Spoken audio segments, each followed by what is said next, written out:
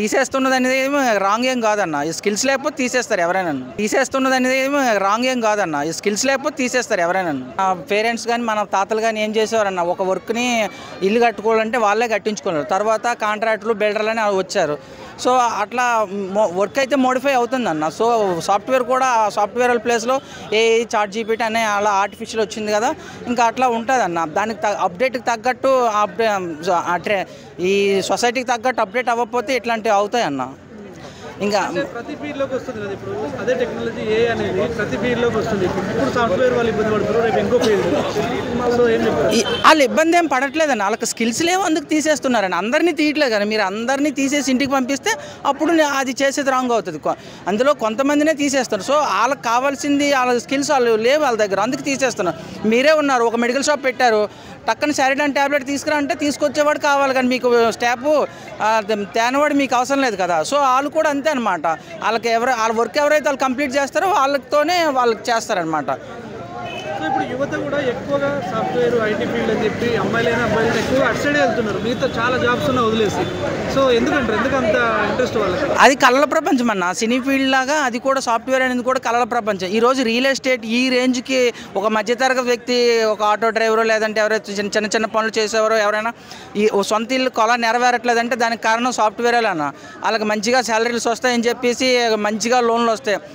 వచ్చిన ₹1,00,000 కూడా EMI almost 90,000 ఎంత పాసిబుల్ అయితే అంత ఈఎంఐ పెట్టేస్తారు.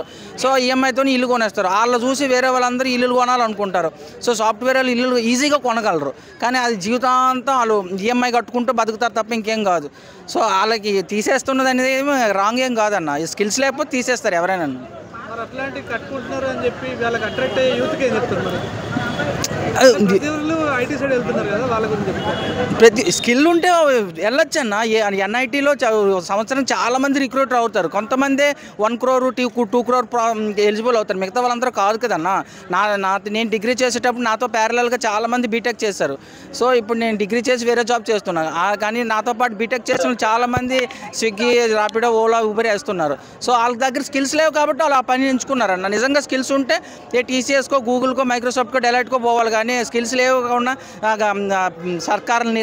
గవర్నమెంట్ నిందించడం లేదంటే సాఫ్ట్వేర్ కంపెనీలు తీసేస్తాను వాళ్ళని నిందించడం కాదు. నీ దగ్గర స్కిల్స్ ఉంటే నువ్వు చూపించి నువ్వు జాబ్ కొట్టు అంతేనా. మరి పెళ్లి విషయానికి వస్తే సాఫ్ట్వేర్ అయితేనే ఇస్తున్నారు అమ్మాయిని, మంచి ప్యాకేజ్ ఉంటేనే ఇస్తున్నారు. మరి అలాంటి వాళ్ళ పరిస్థితి ఇప్పుడు ఎట్లా? ఇప్పుడు ఏమానండి ఇప్పుడు ఇయర్ కాదు, ఓన్లీ ఒక గవర్నమెంట్ ఎంప్లాయీ కంపేర్ చేసుకుంటే ఒక బ్యాంక్ జాబో లేదా రైల్వే జాబో లేదంటే టీచరో, పోస్ట్ మ్యాన్ ఇవన్నీ గవర్నమెంట్ జాబులు. ఇట్లాంటి వాళ్ళతో కంపేర్ చేసుకుని వాళ్ళు పిల్లలు అడగడానికి వెళ్తే మాకు సాఫ్ట్వేరే కావాలి, నెలకి 1 lakh ప్యాకేజ్, సంవత్సరం per annum 12 lakhs ప్యాకేజ్ ఉంటేనే ఫోన్ ఎత్తారు, అవతల ఫోనే ఎత్తేవారు కాదు. సో ఇట్లా అవ్వడం కూడా మంచిది. అబ్బాయిలకి అందరు అబ్బాయిలకి ఇప్పుడు పెళ్ళిళ్ళు అవుతాయి. లేదా సాఫ్ట్వేర్ బాగుంటే కొందరు అబ్బాయిలకే పెళ్ళిళ్ళు అవుతాయి, సాఫ్ట్వేర్ బాగోకపోతే అందరు అబ్బాయిలకి పెళ్ళిళ్ళు అవుతాయి.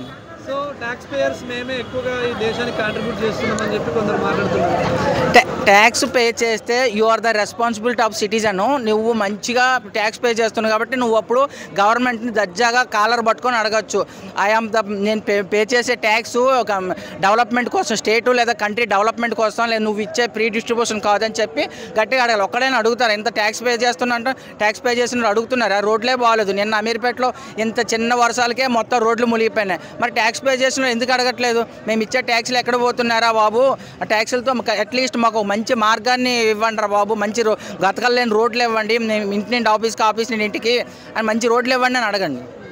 సో ఈ సాఫ్ట్వేర్ ఫీల్డ్లో ఇప్పుడు భయంతో బతుకుతున్న వాళ్ళకి ఏం చెప్తారు? ఎప్పుడు పోతుందో ఎప్పుడు ఉంటుందో తెలియదు కాబట్టి స్కిల్స్ నేర్చుకోమంటున్నాను. అప్డేట్ అంబాసిడర్ కారు అనేది ఉండేదన్న, హెచ్ఎంటీ వాచ్ అనేది ఉండేవి, అవన్నీ కనుమరుగా అయిపోయాయి. సో వాళ్ళు ఎందుకు టెక్నాలజీ తగ్గట్టు, సిస్టమ్ తగ్గట్టు 2025 తగ్గట్టు అప్డేట్ అవ్వలేకపోయారు కాబట్టి అవి పోయినాయి. సో ఇప్పుడు 2025 మీరు ఎప్పుడో 2012లో 11లో కోర్సులు నేర్చుకొని చేస్తామంటే అవ్వదు కదా. ఇప్పుడు 2025 తగ్గట్టు కోర్సులు నేర్చుకోండి. ఎవరెవరో చిన్న యాప్సే కనిపెడుతున్నారు. అట్లాంటి ఇప్పుడు ఏది అవసరమో అది కనిపెట్టండి. దానికి తగ్గట్టు మీరు మంచి కోర్సులు నేర్చుకొని అప్డేట్ అవ్వండి. మీరు అప్డేట్ అయితే మంచి స్కిల్స్ ఉంటే మీ దగ్గర మిమ్మల్ని ఉంచుకుంటారు. చాలామంది తీసేసిన వాళ్ళ గురించి మాట్లాడుతున్నారు, తీయని వారి గురించి ఎందుకు మాట్లాడుతారు? తీయని వారు చాలామంది ఉన్నారు. మరి వాళ్ళ దగ్గర ఆ స్కిల్స్ ఉన్నాయి. ఒక ఎంప్లాయీ ₹1,00,000 జీతం ఇస్తున్నాడంటే దానికి తగ్గట్టు పని చేయించుకోండి. ఇప్పుడు ఏ గవర్నమెంట్ జాబ్ అని చూసుకుంటే 30,000 40,000 జీతం ఇస్తుంది. సో 30,000-40,000 జీతం ఇచ్చేవాడు డబుల్ కన్నా ట్రిపుల్ ఇస్తున్నాడు, 1,10,000 శాలరీ ఇస్తున్నాడు అంటే అంతకన్నా ఎక్కువ పని చేయించుకోవాలనుకుంటాడు. సో అంత పని చేసే కేపబిలిటీ ఉంటేనే ఆడు ఉంచుకుంటాడు. పెట్టుకుంటాడు. అంత పని చేయనప్పుడు నీకెందుకు 1,00,000 రూపాయలు ఇచ్చి నేను పెట్టుకుంటాడు.